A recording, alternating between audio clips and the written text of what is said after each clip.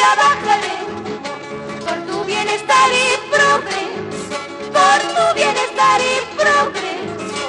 Ahora, qué bonito.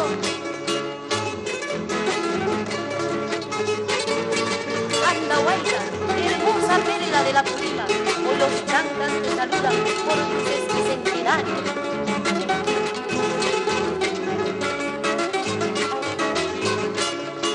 Hoy yo me siento anda bailino de pura cepa,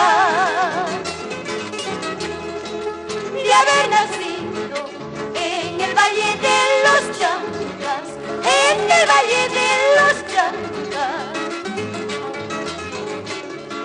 Cuando me encuentro lejos, muy lejos de tu seno, dentro de mi pecho te llevaré con gallardía, te llevaré con gallardía, oh Macuco.